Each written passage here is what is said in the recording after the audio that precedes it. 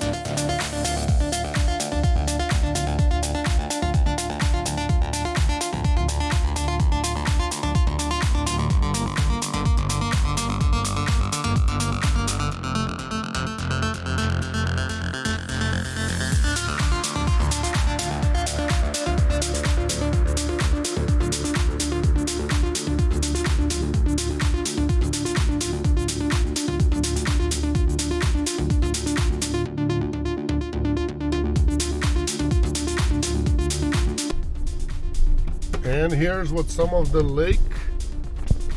lakefront properties look like on Flathead Lake, just a little part of it. In this section, it looks like houses are over here. Nothing too fancy, regular, ordinary homes, but they do have docks and beach and whatever else they need.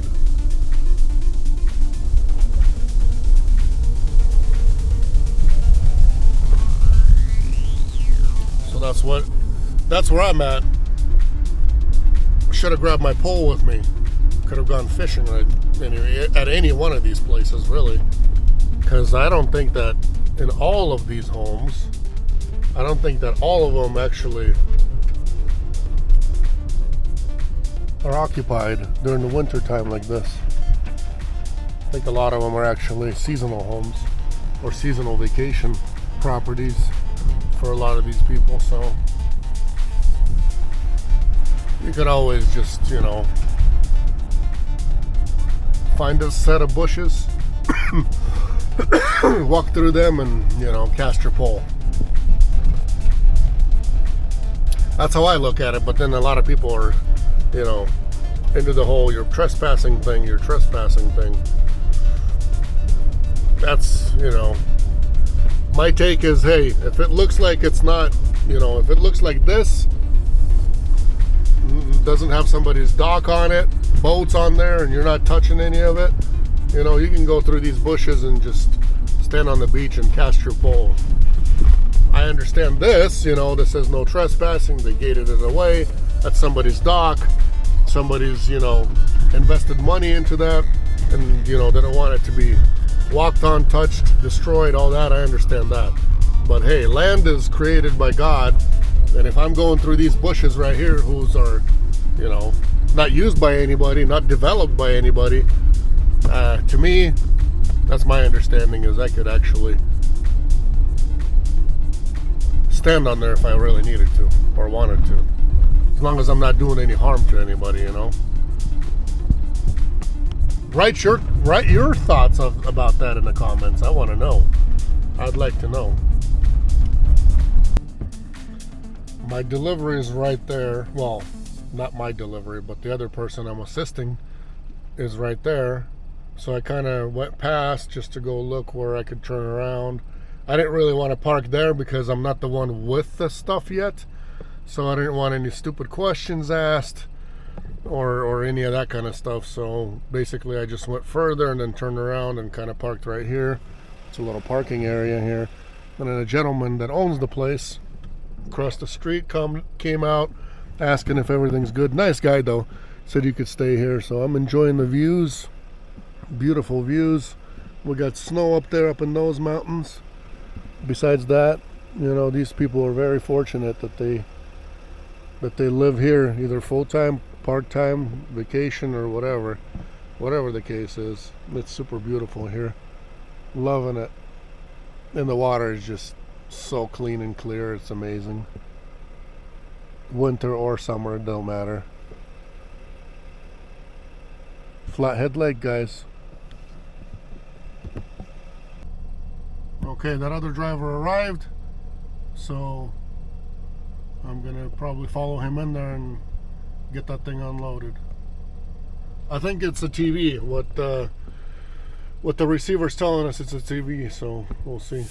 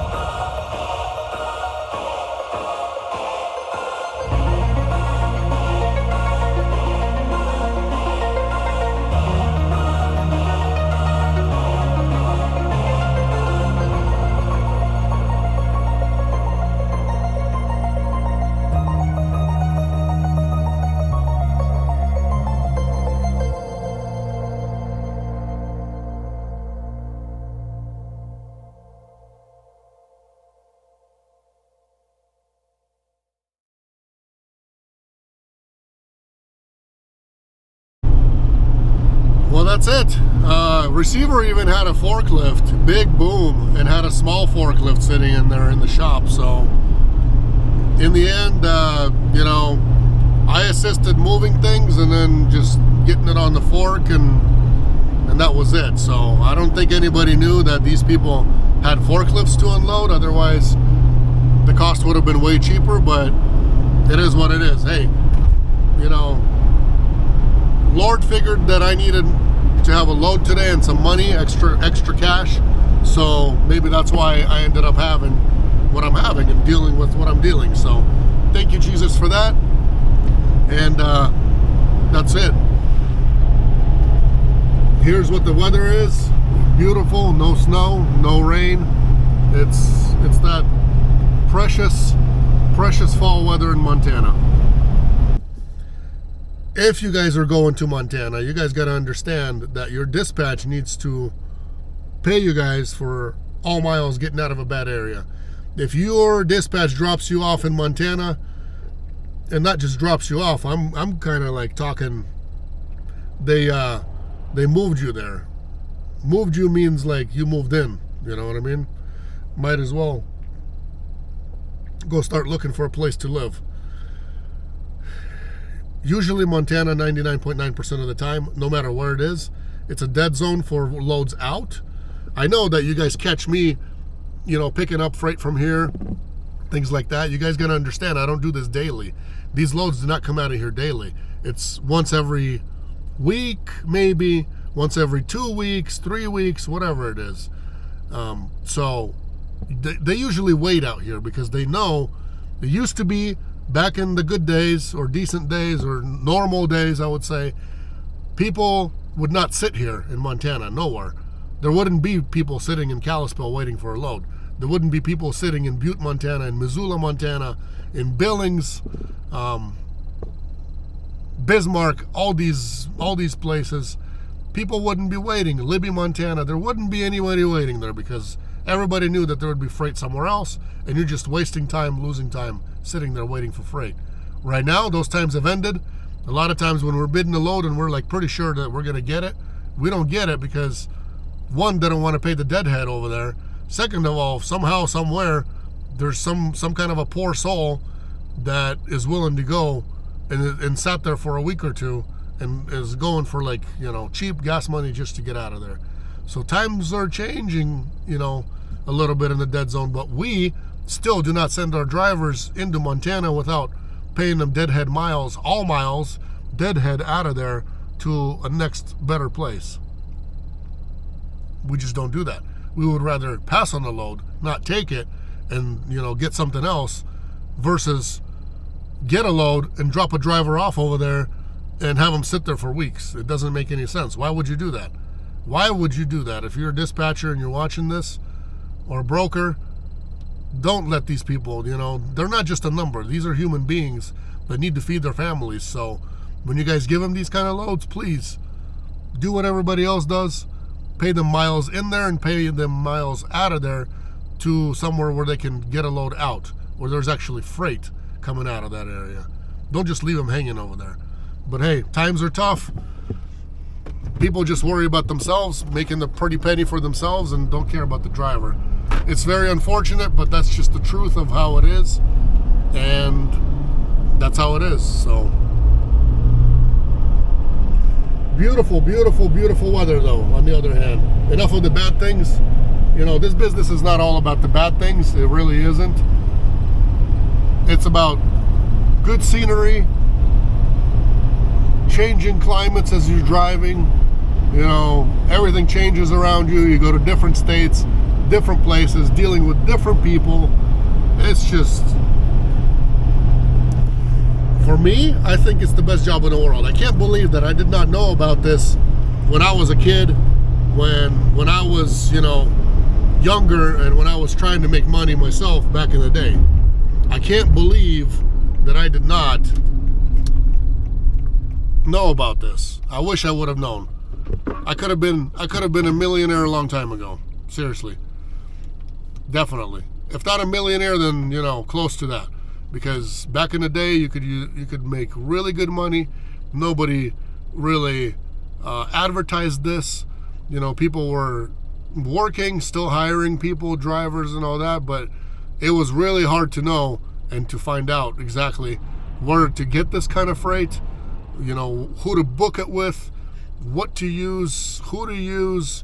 I mean, when I started the business 9 years ago, even then it was really hard to know, like, hey, what are the correct load boards? Who do you got to work with?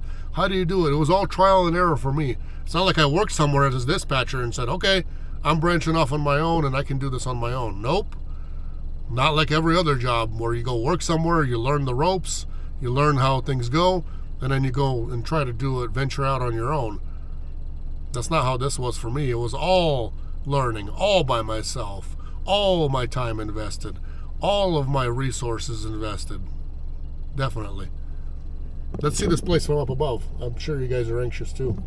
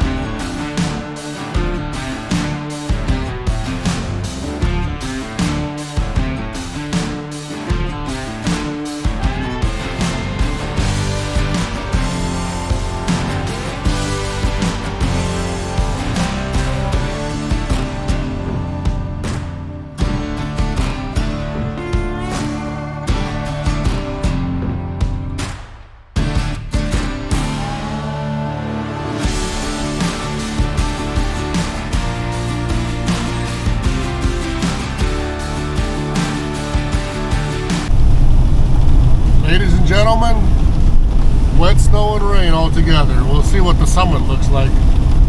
It's coming up, but winter time is here. I hope you guys are all prepared. My suggestion is actually carrying chains as well, just in case you do fly off the road somewhere. That way you can avoid a costly, very expensive tow. And if you can get out yourself by putting your chains on, which usually you can, if you have really good chains, like, you know, semi-truck style chains, those kind of chains, you guys will be able to get out for the most part.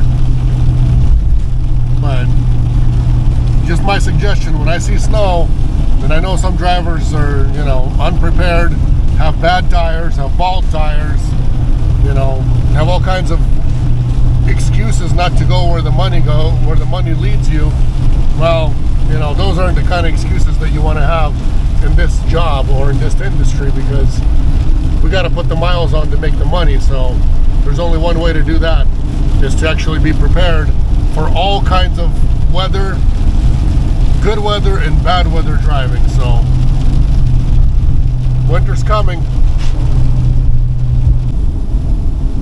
And just so you guys know, I know on the East Coast it's not mandatory and you don't have to have it, but chains are required in the state of Washington for vehicles at Snoqualmie Pass, for any vehicle that's not all-wheel drive. They're not required all the time, but when it's bad weather, in the recent 3-4 years, they've done the whole spiel where they have a lot of state patrol officers out there, even at night, with flashlights hanging halfway out of their vehicle, looking for drivers when it's chains required. Basically, they have a thing called, if you're not all-wheel drive, then or don't have 4x4, then you need chains on to be able to go up or down the pass. And if you don't have it, they're over there waiting for you. About 4 or 5 years ago, I got a ticket, $500. Can't do anything with that ticket. You cannot get a lawyer. You cannot get it downgraded or anything. So, and basically I had to get chains, and I had to put on the chains, and then I started going. Otherwise, they said, if you move, you can only move by tow truck or unless the restriction is lifted. But if you do move and somebody catches you or I catch you, you're not standing here and don't have chains, then I am taking you to jail. It's that serious. He said, you're going to go to jail. So, kind of stupid, kind of dumb. A lot of times there's really nothing spectacular, nothing out of the ordinary, nothing crazy that you need chains over there for. In my opinion, it's just DOT business, money that they're making over there just so they can write you a fine if you don't have the chains. Even vehicles, even cars, regular cars, Honda Civics, you know, all the little cars that are front wheel drive, that are not all wheel drive, all of those guys still had to get chains put on. So a lot of them were just parked and waited out, and a lot of them got tickets, and a lot of them were prepared and actually had chains. The problem is there's really nobody out there to get you the chains. Nobody's going to bring them to you except for maybe if they can find them and buy them there, maybe some of your friends or family, or you know, something like that. I don't know if, you know, an Uber driver will be able to pick them up for you and bring them to you, but that's a business idea. Uber chains for Snoqualmie Pass.